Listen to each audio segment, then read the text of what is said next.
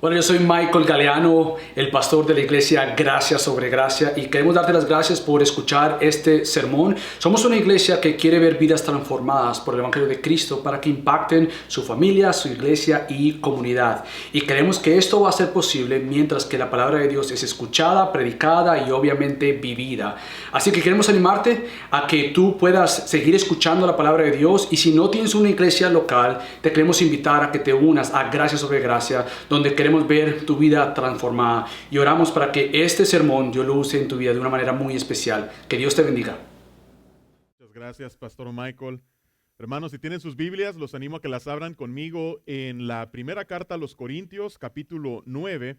Estaremos empleando nuestro tiempo con el favor del Señor en los versículos finales de este capítulo, en esta carta, y mientras encuentran su lugar allí, quiero manifestarles el gozo que siento en mi corazón de que Dios me conceda la oportunidad y gran privilegio de poder compartir con ustedes en esta mañana, no solamente en la adoración, sino también en la proclamación de la palabra de Dios. Así es que es algo que no lo tomo a la ligera, al contrario, lo cuento como un gran honor. Así es que le doy gracias al Señor y al pastor Michael por la confianza, y a ustedes por permitirme servirles en este día, y oro de que sea un tiempo edificante para cada uno de nosotros en la palabra de Dios. Así es que por eso vamos a comenzar con una oración pidiéndole al Señor que bendiga nuestro tiempo juntos.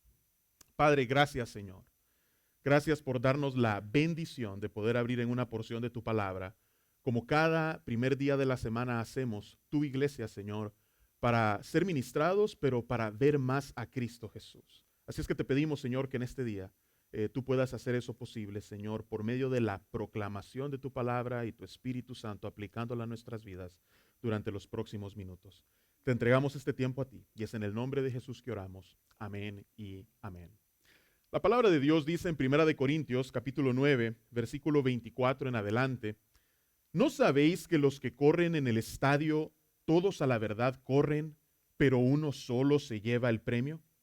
Corred de tal manera que lo obtengáis. Todo aquel que lucha, de todo se abstiene.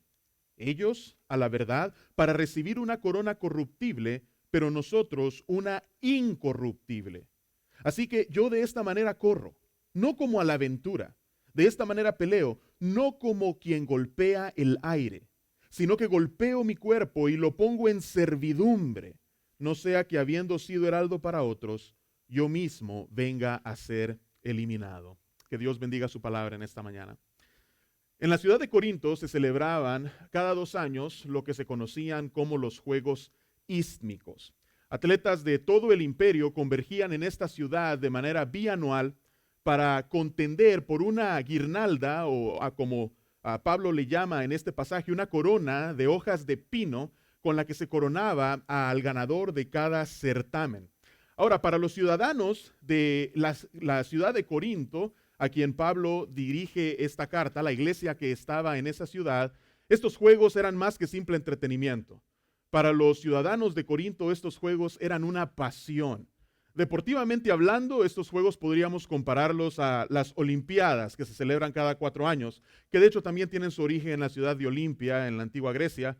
Pero en cuanto a pasión, en nuestro contexto latino, lo que los corintios sentían por los Juegos Ístmicos se puede comparar a lo que quizás la mayoría de nosotros experimentamos cada 4 años cuando se celebra la Copa Mundial de Fútbol.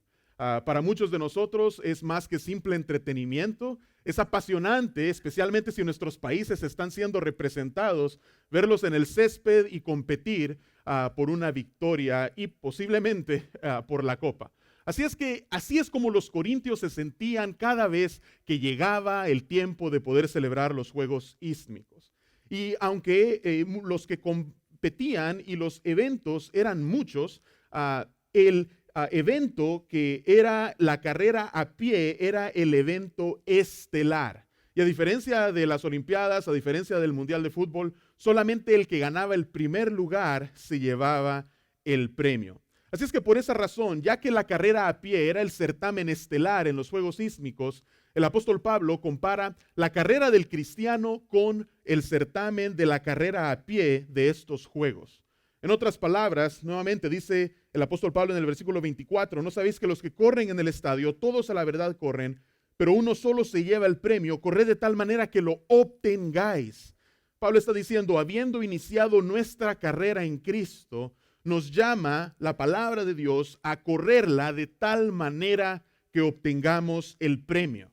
Es decir, debemos hacer todo lo que está a nuestro alcance para acabar la carrera como vencedores en el Señor. Porque la implicación de este versículo es que algunos podrían estar corriendo, pero no como vencedores que contienden por el premio, sino como uno que corre por correr. Ahora, ¿a qué premio se refiere el apóstol Pablo en el versículo 24? ¿De qué es lo que él está hablando aquí? William MacDonald lo expuso y lo escribe de una manera concisa y clara, y es así como él lo explica. Dice él, aquí, naturalmente, el premio no es la salvación, sino una recompensa por un servicio fiel. Aclara él, la salvación nunca es presentada como el resultado de nuestra fidelidad al correr la carrera. La salvación es el libre don de Dios por medio de la fe en el Señor Jesucristo. Todos conocemos el pasaje de Efesios capítulo 2 versículos 8 en adelante. Por gracia sois salvos, no por obras. Somos salvos por gracia, y esto no es de vosotros, para que ninguno se gloríe. Somos salvos por medio de la fe en Cristo Jesús. Así es que no es a eso a lo que se refiere el apóstol Pablo aquí. Entonces, ¿a qué premio se refiere el apóstol Pablo? En otras partes de las Escrituras, especialmente en el Nuevo Testamento y particularmente en algunas cartas del apóstol Pablo, él habla acerca de recompensas que Dios dará a los que ya son salvos, que hayan servido fielmente durante su recorrido en esta tierra. Por ejemplo, en su segunda carta a los Corintios, capítulo 5, versículo 10, dice el apóstol Pablo, porque es necesario que todos nosotros comparezcamos ante el tribunal de ¿quién? De Cristo. Y obviamente aquí, al decir nosotros, Pablo se está incluyendo, está escribiéndole a una iglesia, o sea que está hablando de personas que son salvas. Todos aquellos que somos salvos vamos a comparecer ante un tribunal al que el apóstol Pablo llama el tribunal de Cristo. ¿Pero para qué? ¿Con qué objetivo? Continúa diciendo él, para que cada uno reciba según lo que haya hecho mientras estaba en el cuerpo, sea bueno o sea malo. En Romanos capítulo 14, él también alude al mismo tribunal ante el cual cada uno de nosotros que hemos sido salvos por la gracia de Dios mediante la fe en Cristo Jesús, compareceremos para dar cuentas a Dios de cómo nosotros corrimos esta carrera y con cuánta fidelidad nosotros le servimos durante nuestro peregrinaje acá en la tierra. Y en cuanto a las recompensas o a los premios que se otorgarán, la palabra de Dios habla acerca de coronas. Por ejemplo, en 2 de Timoteo, capítulo 4, versículos 7 al 8, Pablo ya estando en el ocaso de su ministerio e inclusive en el ocaso de su vida, él escribe a su joven discípulo y le dice, he peleado la buena batalla, he acabado ¿la qué? La carrera, nuevamente una ilustración del peregrinaje del cristiano. He guardado la fe. Por lo demás, dice el versículo 8, me está guardada la corona de justicia, la cual me dará el Señor juez justo en aquel día, y no solo a mí, dice el apóstol Pablo, sino también a todos los que aman su venida. El hermano del Señor, Santiago, en su epístola, capítulo 1, versículo 12, dice, bienaventurado el varón que soporta la tentación, porque cuando haya resistido la prueba, recibirá ¿la qué? La corona de vida que Dios ha prometido a los que le aman. En 1 de Pedro, capítulo 5, versículo 4, solamente un versículo antes del que leíamos mientras orábamos anteriormente, escribe el apóstol Pedro, y cuando aparezca el príncipe de los pastores, es decir, Cristo Jesús, vosotros, le escribe a los ancianos, a los pastores, recibiréis la corona incorruptible de gloria. Así es que la palabra de Dios nos habla de la corona de justicia, la corona de la vida, la corona incorruptible de gloria, y este es el premio con el que Dios coronará a todos aquellos que le sirvan fielmente en su carrera mientras son preservados, mientras son guardados sin caída por el Señor. Por tanto, la manera en la que corras determinará si recibirás esos premios o no. Y es por esa razón que la palabra de Dios te llama a correr para ganar. Ahora, ¿cómo podemos correr para ganar? De acuerdo con los versículos 25 al 27 de nuestro pasaje, tú puedes correr para ganar Número uno, al identificar claramente cuál debe ser tu motivación. Número dos, a mantener tu mirada fija en la meta. Y número tres, al ser disciplinado en la carrera. Así es que en primer lugar, debes identificar cuál debe ser tu motivación al correr. Regresando a nuestro pasaje en 1 Corintios 9, dice el versículo 25, todo aquel que lucha, de todo se abstiene. Ellos, a la verdad, para recibir una corona corruptible, pero nosotros una incorruptible. Vamos a detenernos allí. Ahora el apóstol Pablo pasa de comparar la carrera del discípulo de Cristo con la carrera a pie a compararla con otro certamen de los Juegos Ístmicos, es decir, el boxeo. Por eso dice en el versículo 25, todo aquel que lucha, de todo se abstiene, dice el apóstol Pablo. Pero en cualquier caso, sea en la carrera a pie, sea en el boxeo, para los atletas que participaban en los Juegos Ístmicos, su motivación era clara: la guirnalda de hojas de pino con la que se coronaba al ganador. Mientras ellos se preparaban por espacio de 10 meses, porque ese era uno de los requisitos, ellos para ser calificados tenían que haberse preparado por no menos de 10 meses. Mientras ellos se preparaban, se esforzaban, se ejercitaban y se abstenían de otras cosas que podrían comer, pero que ahora no pueden hacerlo porque están preparándose para contender, para competir. Esta guirnalda era lo que a ellos los motivaba y los animaba a abstenerse de cualquier cosa que pudiera interponerse entre ellos y la corona. Y una vez estaban compitiendo, mientras ellos lo hacían, era esa guirnalda lo que los animaba a no darse por vencidos. Así es que de la misma manera, los discípulos de Cristo debemos tener bien en claro cuál debe ser nuestra motivación. Para los que competían en los Juegos Ístmicos, era una guirnalda de hojas de pino que era corruptible, que se marchitaba con el tiempo. Pero para nosotros, dice el apóstol Pablo en el versículo 25, es una guirnalda incorruptible, preparada para todos los siervos fieles de Cristo. El punto de Pablo es este: si los atletas de los Juegos Ístmicos se esforzaban para ganar una guirnalda que con el paso de los días se marchitaría, ¿cuánto más nosotros deberíamos esforzarnos por ganar una que es inmarcesible?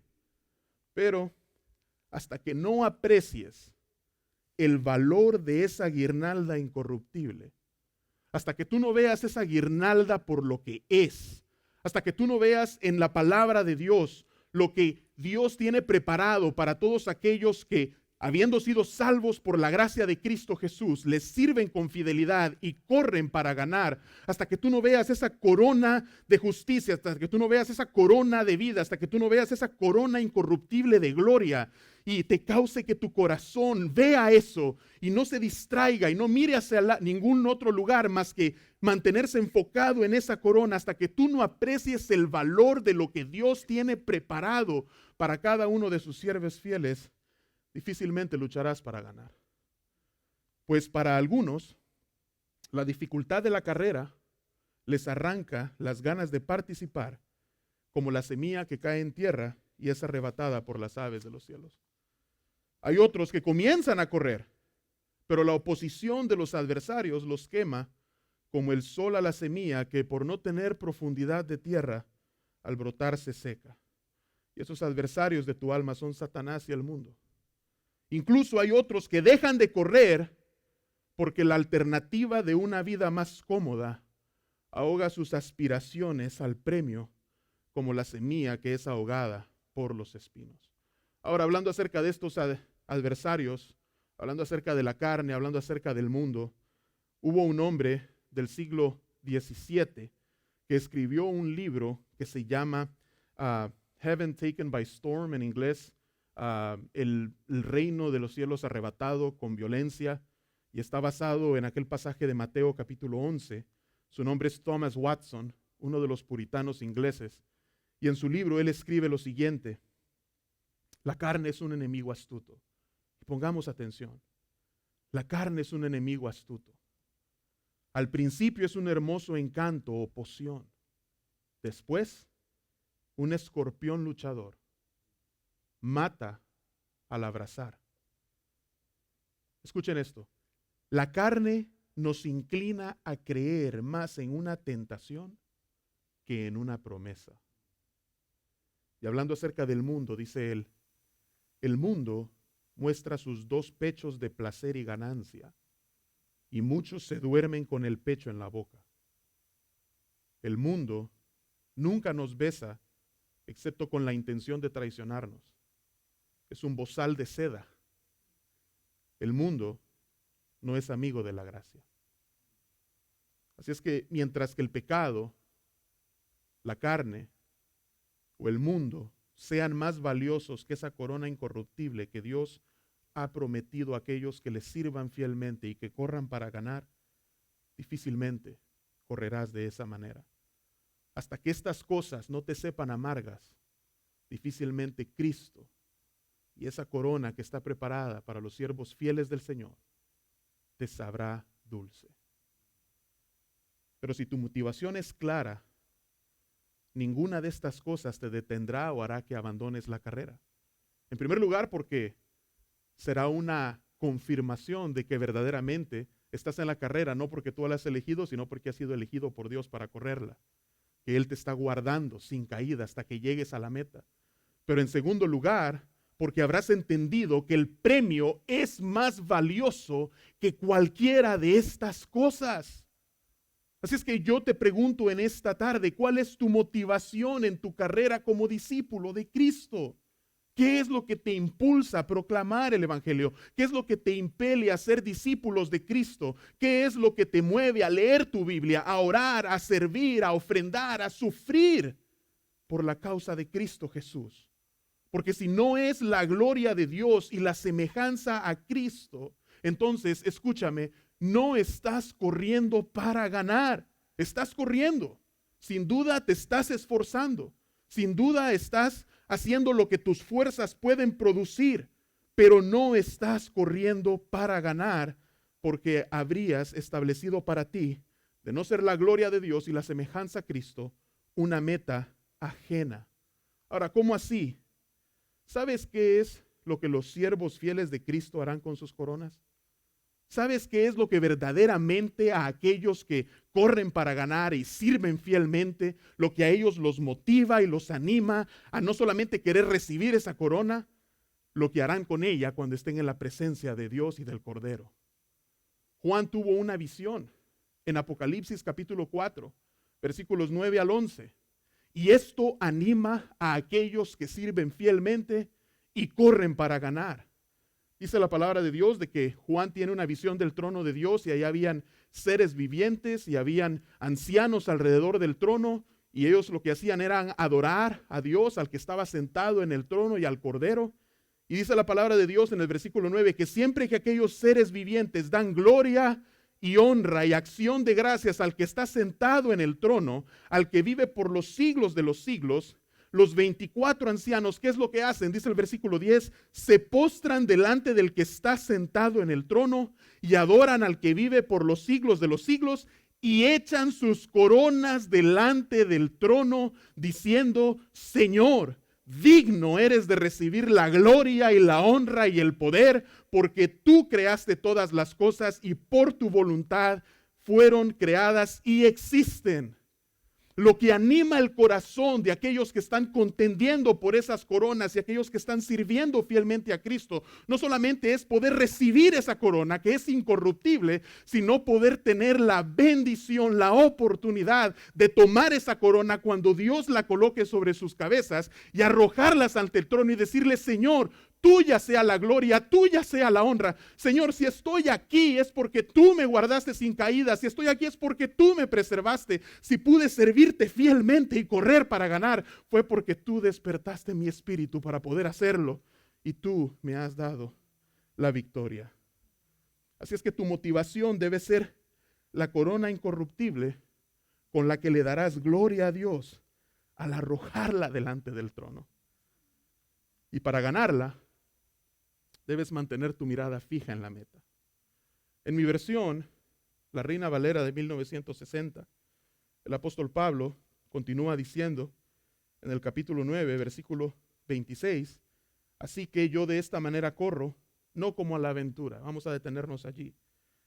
La aventura, esta frase literalmente significa sin meta. Y es por esa razón que la Biblia de las Américas así lo traduce. El apóstol Pablo no corría como que si no tuviese una meta. Así es que en otras palabras, el cristiano tampoco debe correr como si careciera de meta. Eso es lo que hace, cuando tú careces de meta, eso es lo que hace de que no corras para ganar. Ahora quiero que te imagines por un momento conmigo lo que sería participar en una carrera. Pensemos en una maratón de 26.2 millas que tiene una meta, según nosotros las conocemos, pero imagínense que a ustedes los pusieran a correr en una carrera en la cual no tiene meta. Ustedes están corriendo, pero no saben cuál es la meta, no la pueden ver, no porque esté distante, sino porque la carrera carece de una. Sería cuestión de tiempo antes de que perdieras el deseo o el interés o las fuerzas o las ganas de seguir corriendo. Porque después de todo, ¿para qué correr si no hay una meta a la cual aspirar? Si no hay un premio por el cual contender. Pero la carrera del cristiano no carece de meta. Y por esa razón dice Pablo, yo no corro como que si no tuviese una meta. Ahora, no debemos confundir la meta con el premio. El premio es la corona incorruptible que Dios dará a todos aquellos que han sido salvos por gracia y que le han servido fielmente. La meta de todo cristiano es la gloria de Dios y la semejanza a Cristo. Una es la meta y otro es el premio. Así es que no debemos confundir estos dos. Así es que esta meta es lo que debe hacer que sigas corriendo con el objetivo de ganar. La gloria de Dios y el ser conformado a la imagen de Cristo Jesús es lo que debe hacer que en esos momentos en los cuales tu carne es débil, en esos momentos en los cuales el enemigo te está tentando, en esos momentos en los cuales te ves tentado a quitar tu mirada de la meta y fijarla en otras cosas, en esos momentos de frustración porque tal vez sientes de que estás atrapado en este pecado que por años te ha estado persiguiendo, que por años te ha estado oprimiendo, en esos momentos en los cuales tú ves tu vida y sientes que estás en una especie de estancamiento porque no ves ningún fruto adicional de lo que hasta ese momento has producido, en esos momentos en los que es más fácil tirar la toalla que seguir corriendo, es tener la meta a la vista, Cristo Jesús, y el ser conformado a su imagen y glorificarlo a Él en el proceso, lo que debe animarte a seguir corriendo. Donald Whitney, quien fuera mi profesor de disciplinas espirituales personales en el Southern Seminary, en un libro que él escribió titulado Disciplinas Espirituales, de hecho se los recomiendo. Él escribe lo siguiente: cualquier disciplina sin rumbo, desde practicar la guitarra hasta memorizar la Biblia, es un trabajo pesado. Ahora, la clave ahí es cualquier disciplina sin rumbo, como la carrera que no tiene ninguna meta. Dice él, es un trabajo pesado. Pero las disciplinas espirituales nunca son trabajo pesado siempre y cuando las practiquemos teniendo en mente la meta de la piedad, es decir, la intimidad con Cristo y la sumisión a Cristo. Mientras nosotros tengamos esa meta clara delante de nosotros y nuestros ojos estén fijos en ella, entonces cualquier disciplina, cualquier sacrificio, lo que nosotros tengamos que rendir para poder correr, para ganar, no significará nada en comparación de lo que es alcanzar esa meta. Yo no sé si algunos de ustedes, de niños o de adolescentes, practicaron algún instrumento musical. No sé si sus padres quizás quisieron de que ustedes aprendieran a tocar el piano o la guitarra, o la flauta, o el violín, o cualquier otro instrumento, sea de viento, de cuerdas. Pero si tuvieron esa experiencia, quizás recordarán que quizás hubieron días en los cuales no querían practicar, en los cuales no querían ir a esa sesión de práctica. ¿Por qué? Porque quizás en ese momento no le miraban sentido. No aspiraban a ser grandes músicos, no aspiraban a que esa fuera su carrera o su profesión. Simplemente lo hacían porque sus padres querían que aprendieran a tocar un instrumento o quizás era una asignatura en la escuela. Así es que se sentían frustrados. Pero yo quisiera que pensaran en lo siguiente. ¿Qué tal si en esos momentos hubiese recibido una revelación fiel y verdadera y hubiesen visto 20 años más adelante y en esa visión están ustedes sentados en el Carnegie Hall, en un piano, enfrente de una audiencia que ha venido de todas partes del país, siendo transmitidos en más de 100 países, porque lo que están haciendo con aquel instrumento es algo que no se miraba desde la época de Beethoven o de Mozart o de Bach?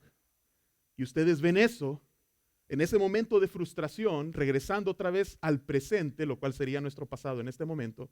¿Qué creen ustedes que el tener esa visión de hacia dónde estaban dirigidos hubiera hecho en sus vidas en esos momentos de frustración cuando no querían seguir practicando ese instrumento? El tener esa visión hubiese hecho que ustedes dijeran, no, no, no, si es ahí donde yo voy, si es eso lo que me depara en el futuro, yo voy a hacer lo que tenga que hacer, voy a eliminar de mi agenda lo que tenga que eliminar, voy a sacar las ganas de donde sea, pero yo voy a seguir practicando este instrumento hasta que se me agoten las fuerzas porque sé hacia dónde estoy dirigido y yo quiero llegar allí. Hermanos y hermanas, al contemplar a Cristo, que es la meta del cristiano, eso es precisamente lo que debe provocar en nuestras almas.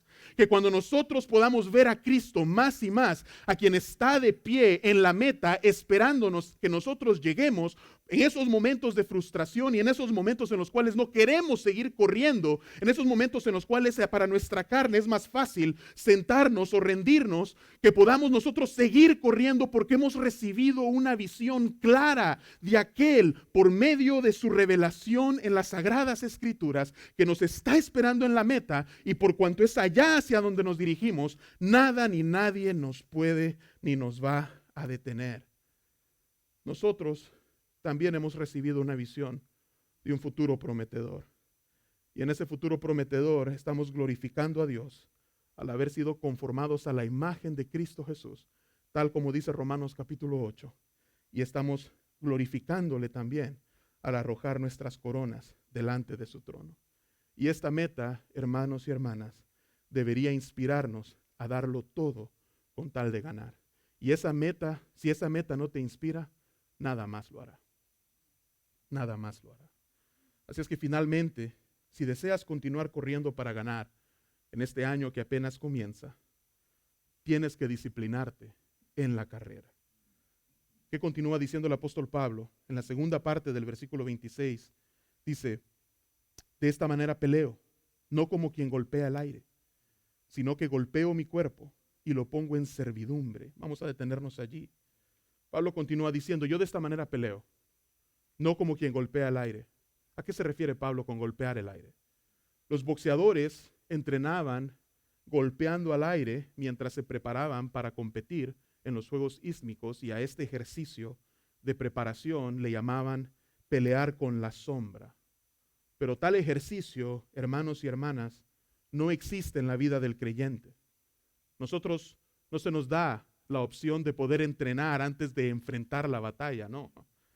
En la vida del creyente, nuestra batalla no es dentro de un gimnasio de preparación, sino en una plataforma real de combate espiritual, donde no nos podemos dar el lujo de dar golpes en falso, no nos podemos dar el lujo de golpear al aire, no podemos darnos el lujo de no acertar, de no ser precisos con cada esfuerzo que nosotros hacemos. Por eso cada golpe debe ser preciso en nuestro esfuerzo de hacer morir lo carnal en nosotros. ¿Qué es lo que dice el apóstol Pablo? Yo no peleo como golpeando al aire, sino que golpeo mi cuerpo y lo pongo por servidumbre, o como dice la Biblia de las Américas, lo hago mi esclavo. Y aquí, cuando habla acerca de golpear, originalmente en el idioma en el que se escribió el Nuevo Testamento, que es el griego, lo que significa es golpear debajo de los ojos hasta que estos estén azules o morados. Nuevamente, la ilustración del apóstol Pablo es alguien que está en el ring de boxeo y no está dando al aire, sino que está siendo preciso en cada golpe que él da. Pues dice el apóstol Pablo, en cuanto a mi lucha con la carne se trata, en cuanto a de lo que yo me tengo que abstener y los sacrificios que tengo que hacer para poder servir fielmente a Cristo y correr para ganar, yo procuro ser preciso con cada esfuerzo. En otras palabras, el apóstol Pablo, al decir lo hago mi esclavo, él está diciendo mi cuerpo con sus deseos y apetitos no es quien me gobierna a mí, dice el apóstol Pablo. Yo lucho, me esfuerzo para subyugar a mi cuerpo. Y aquí no estamos hablando acerca de prácticas ascéticas, no estamos hablando de darnos golpes en la espalda, no estamos hablando de caminar por largos recorridos de rodillas hasta que éstas sangren, no estamos hablando de penitencias, estamos hablando de por medio del Espíritu Santo y el poder de su palabra aplicada a nuestras vidas diariamente, hacer morir lo terrenal y lo carnal en nosotros. De eso es lo que el apóstol Pablo está hablando. Hermanos, es necesario ser disciplinados en nuestra vida como cristianos. ¿Sabían que la palabra disciplina y discípulo comparten el mismo prefijo? Discípulo, disciplina. Los discípulos han de ser disciplinados. Es necesario que nosotros aprendamos a decirnos no a nosotros mismos. ¿Cuántos de ustedes son padres en este lugar? ¿Pueden alzar su mano? La mayoría. ¿Pueden bajarla? Como padres, ¿fue necesario o es necesario en ocasiones decirles que no a sus hijos? Quizás algunos de ustedes están pensando, no en ocasiones, a menudo. De la misma manera, hermanos, así como nosotros sabemos que es necesario en ocasiones, aunque nuestros hijos no lo entiendan, decirles que no, de la misma manera nosotros tenemos que aprender, y digo aprender porque es algo que no es natural para el ser humano. Inclusive el corazón regenerado que está siendo santificado por el Espíritu de Dios tiene una lucha con su propia carne en cuanto a decirse no a sí mismo. Así es que es algo que nosotros debemos aprender, es algo que nosotros debemos de ejercitar, aprender a decirnos que no. Y en el proceso, hermanos y hermanas, debemos extirpar de nuestras vidas todas aquellas cosas que hacen difícil que nos digamos que no.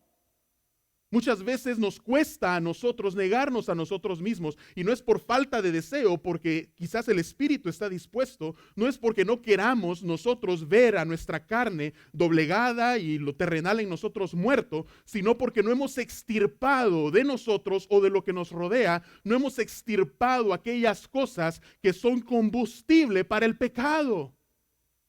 Nuevamente, Thomas Watson, en el mismo libro del que le cité anteriormente, él escribe, retire el combustible que hace que la lujuria se queme.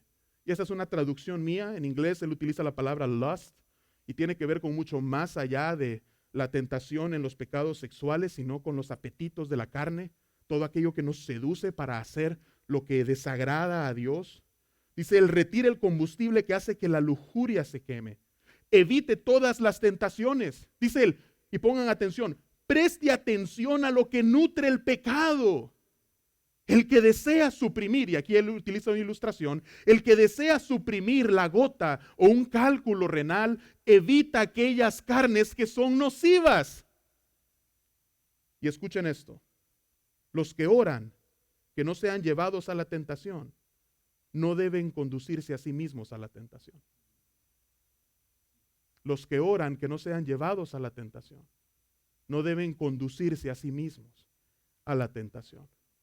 Dije que ese libro está basado en Mateo 11, 12, y es donde el apóstol Pablo, donde el Señor Jesús, dice, desde los días de Juan el Bautista hasta ahora, el reino de los cielos sufre violencia y los violentos lo arrebatan. Ahora, ¿qué significa ser violento en el contexto de lo que Jesús está diciendo aquí? ¿Qué es lo que significa ofrecer violencia para poder ser de aquellos que arrebatan el reino de los cielos? ¿Qué significa ser violento? Significa luchar con todas tus fuerzas en esta guerra espiritual que se está librando por tu alma. Significa guardar tu corazón violentamente en contra de desviarse en pos de otro que no sea Cristo. Significa combatir hasta la sangre. Eso es lo que dice el escritor a los hebreos. Aún no han combatido hasta la sangre el pecado. Hermano y hermana, si hay un pecado en tu vida, si hay un patrón pecaminoso, si hay una lucha por la cual tú has estado orando por años y todavía no obtienes victoria sobre ella, independientemente cuál sea esta lucha, hasta que tú no combatas hasta la sangre, si tú todavía no has combatido hasta la sangre para que Dios te dé victoria sobre ese pecado, entonces tienes que seguir combatiendo. Tienes que seguir combatiendo. Eso es lo que significa ser violento. Significa combatir hasta la sangre el pecado que aún reside en ti. Significa pasar de rodillas hasta que éstas te sangren en oración, convencido de que o Dios obtiene la victoria o mueres.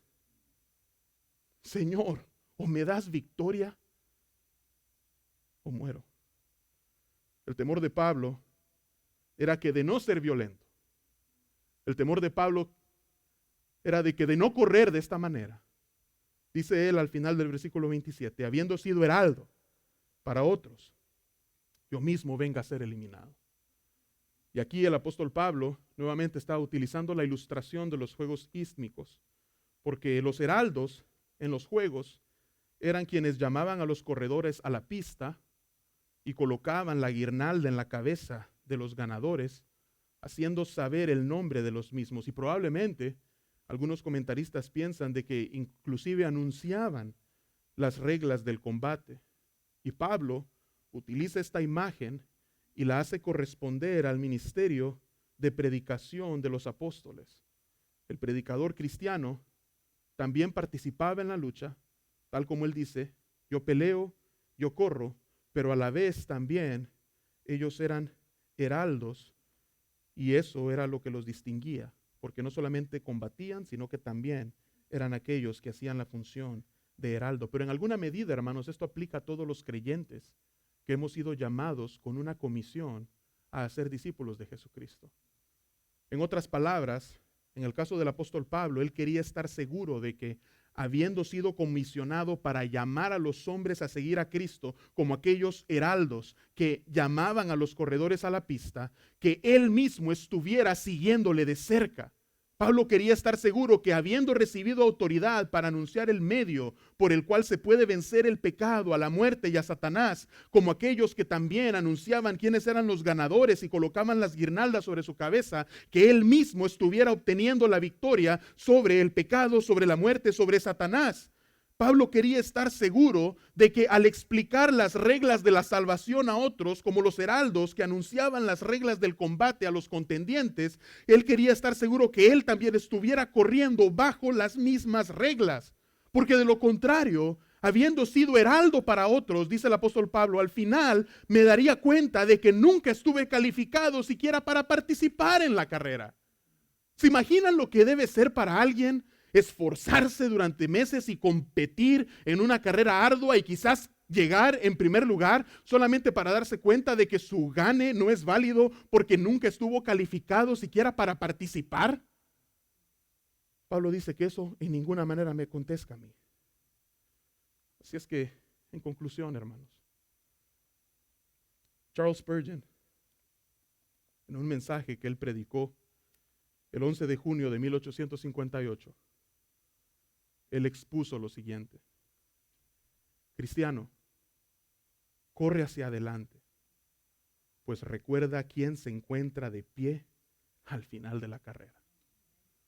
Debes correr hacia adelante, dice él, siempre mirando a Jesús. Escuchen lo que dice a continuación. Tu maestro moribundo clama a ti hoy y te dice: por mi agonía y sudor sangriento, por mi cruz y pasión, corre hacia adelante. Por mi vida que di por ti, por la muerte que soporté por tu bien, corre hacia adelante. Y mira, dice Charles Spurgeon, él extiende sus manos con una corona que brilla con muchas estrellas y dice: por esta corona, corre hacia adelante. Hermanos, que en este 2022, cada uno de nosotros en este lugar pueda continuar corriendo, pero no como los que corren sin meta. Que podamos seguir luchando, pero no como los que golpean al aire, sino que en este año podamos continuar corriendo y luchando para ganar. con nuestros ojos puestos en aquel que no solamente es el que nos inició en la carrera, sino que es el que nos está sosteniendo en cada trecho de ella y nos está esperando en la meta para coronarnos con aquella guirnalda que no se marchita como las coronas navideñas con las que nosotros adornamos nuestras casas, las que son naturales, sino una guirnalda incorruptible, inmarcesible, la cual lo que mueve nuestros corazones es el poder recibirla, y en el momento en que la recibimos, la arrojamos delante de aquel a quien le cantamos: todo debo a él. Vamos a orar. Padre, te damos las gracias en esta mañana. Te damos las gracias, Padre, porque sabemos a quién hemos creído. Tal como leíamos en Judas 24, hemos creído en aquel que es poderoso para preservaros, para guardarnos sin caída hasta el día final. Así es que, Señor, mientras seguimos corriendo, mientras vivimos en tiempos difíciles como lo son nuestros tiempos, que, Padre, no permitamos que ni la carne, ni el mundo, ni la oposición, ni nada, Señor, nos haga desacelerar, abandonar la carrera, Señor, en la que tú nos has iniciado, sino que puestos los ojos en Cristo Jesús, en aquel que por el gozo puesto delante de él subestimó el oprobio, que de la misma manera nosotros podamos tener nuestros ojos puestos en él y podamos seguir corriendo hacia adelante, Señor, disciplinándonos en el proceso, mientras tú continúas haciendo morir lo carnal en nosotros y que tu Espíritu Santo gobierne en nuestras vidas. Así es que, Padre, esa es nuestra oración. Continúa moldeándonos a la imagen de Cristo. Queremos glorificarte, Señor. Queremos correr, no por correr. Queremos correr bien. Queremos servirte fielmente. Anhelamos el día en que podamos llegar a la meta y escuchemos de aquel las palabras que todo siervo ansía escuchar. Bien hecho, buen siervo y fiel. Y, Padre, que podamos darte gloria a ti, porque eres tú, Señor, el que lo ha hecho en nosotros. Y es en tu nombre que oramos, oh Señor. Amén y amén. Dios los bendiga, hermanos.